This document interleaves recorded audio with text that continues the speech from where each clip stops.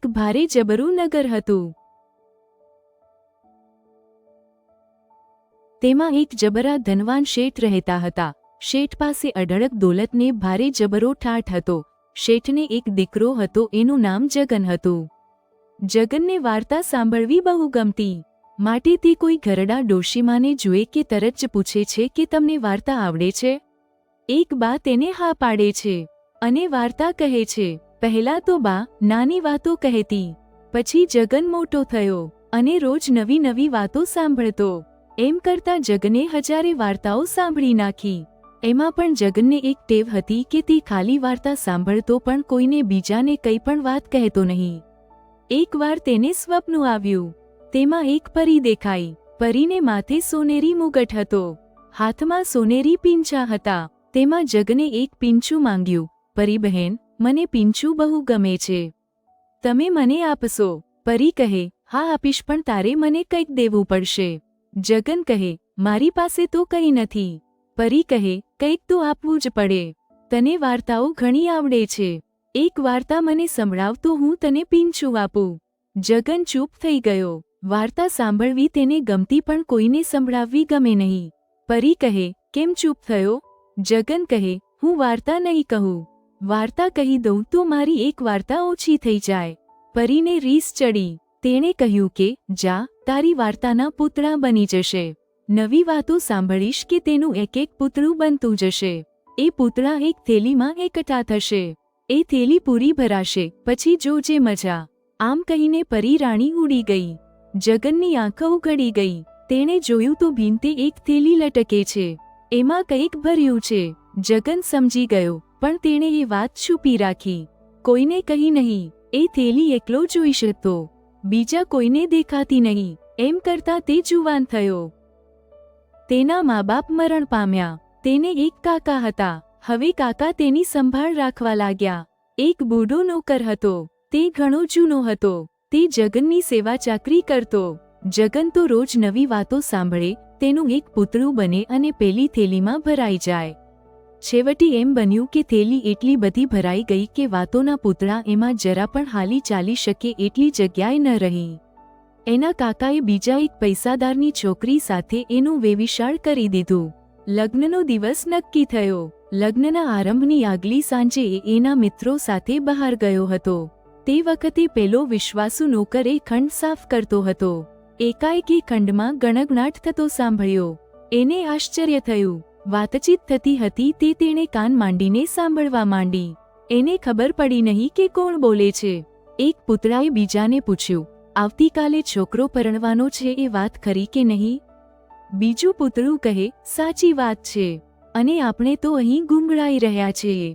ત્રીજું કહે, સાવ રૂંધાઈ ગયા અને હવે તો ગમે તેમ કરી અહીંથી છટકી જવાનો મોકો આવ્યો છે.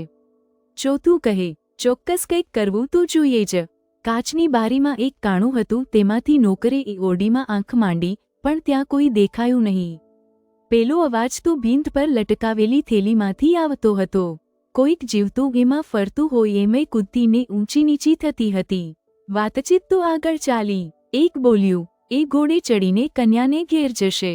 એ સ્થાન બહુ દૂર છે, ખરું કે નહીં? રસ્તામાં એ તરસ્યો થશે. ત્યાં માર્ગમાં પાણી પર એક તુંબડી તરતી હશે. જો એ પાણી પીશે તો એના રામ રમી જશે. હું તેમાં ઝેર થઈને ભળી જઈશ. બીજું કહે, એ તો સરસ યોજના, પણ કદાચ એ પાણી ન પીએ તો? ત્યાર પછી થોડે અંતરે હું સુંદર લીચીના ફળનું ઝાડ થઈને બેસીશ. એ ખાતા જ તે મરી જશે. ત્રીજાએ કહ્યું, કદાચ લીચીનું ફળ ન ખાય તો?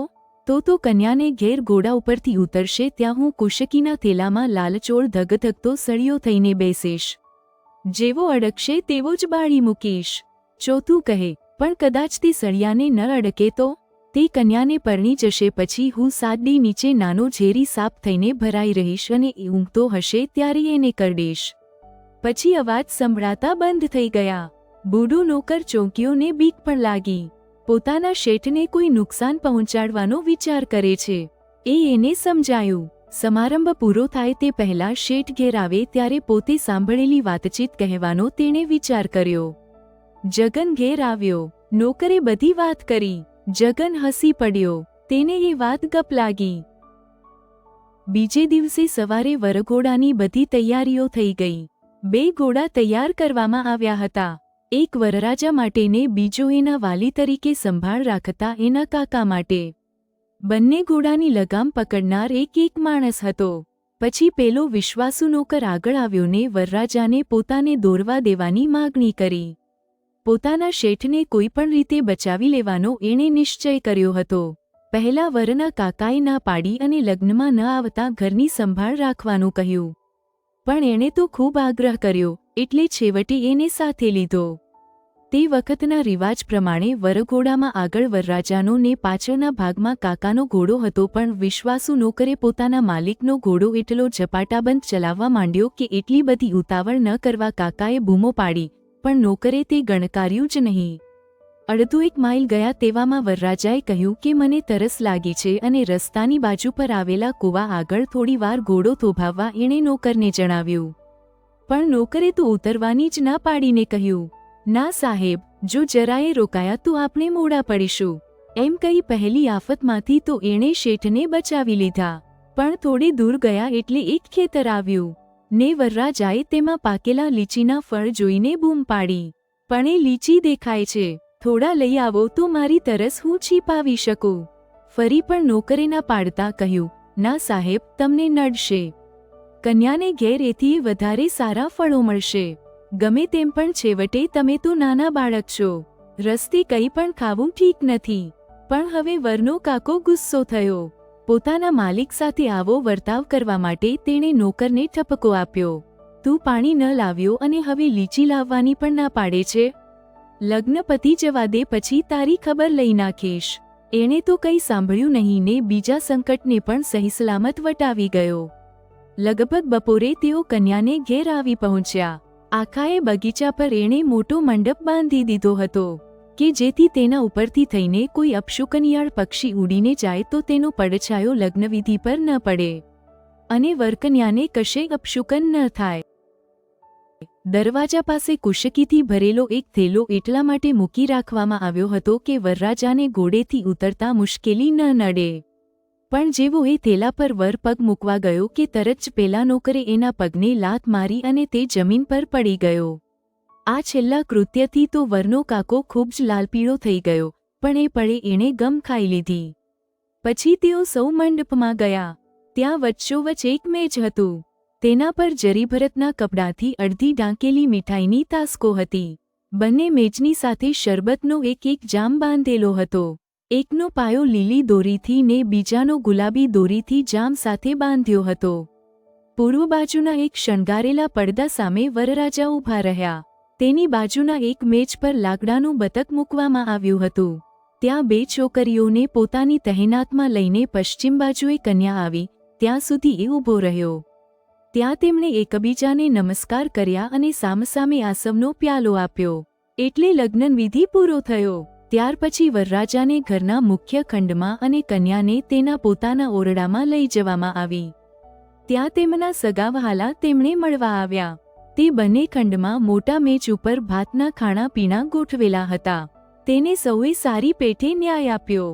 વરના પેલા વિશ્વાસુ નોકર સિવાય સૌ આનંદમાં હતા. તેને પોતાના શેઠની સહીસલામતીની ભારે ચિંતા પેઠી હતી. તેણે આખીએ રાત પહેરો ભરવાનો નિશ્ચય કર્યો. રાતે વરકન્યા સૂવા માટે ગયા કે તુરત જ તે દરવાજે આવ્યો ને તેને ખખડાવ્યો. એ તલવાર લઈને આવ્યો હતો તે જોઈ પેલા બંનેને આશ્ચર્ય થયું. પણ તેણે તો જરાય વાર લગાડ્યા વગર પાથરેલી શેતરંજી તલવારથી ચીરી નાખી તો એક સાપ બહાર નીકળી આવ્યો. એ સાપને તેણે તલવારે એક ઝાટકે કાપી નાખ્યો અને સાપને બગીચામાં ફેંકી દીધો. આ ધમાલે ઘરમાં સૌ જાગી ગયા અને શું થયું હતું તે જાણ્યું. પછી તેઓ વરના કાકાને બોલાવી લાવ્યા. છેવટે નોકરે પોતાની વિચિત્ર વર્તણૂકનો ખુલાસો કર્યો. તેણે ભીંતે લટકતી જોડી, તેમાંના વાતોના પૂતળાને તેમણે વેર લેવા કરેલી વાતો તથા ઝેરી કૂવોને લીચીની વાત કહી. પછી એ થેલો લઈ આવ્યો. તેને ચીરી બતાવ્યો. તેમાંથી લાલચોળ ધગધગતો સળિયો નીકળ્યો અને તેને લીધે અડધોઅડધ કુશાકા બળી ગયા હતા. વરના કાકાને બધી વાત સમજાઈ અને એ નોકરને સજા કરવાને બદલે એની વફાદારીનું ઇનામ આપ્યું. પેલો જુવાન પણ તે દિવસથી પાઠ શીખ્યો અને ત્યાર પછી બીજાને વાતો કહેવા તૈયાર થયો. એક પછી એક વાર્તા બીજાને કહેતો ગયો અને પેલી થેલીમાંથી વાતોના પૂતળા ઓછા થવા લાગ્યા. થેલી ખાલી થઈ ગઈ. થેલીને છોડી નાખી અને બાળી દીધી.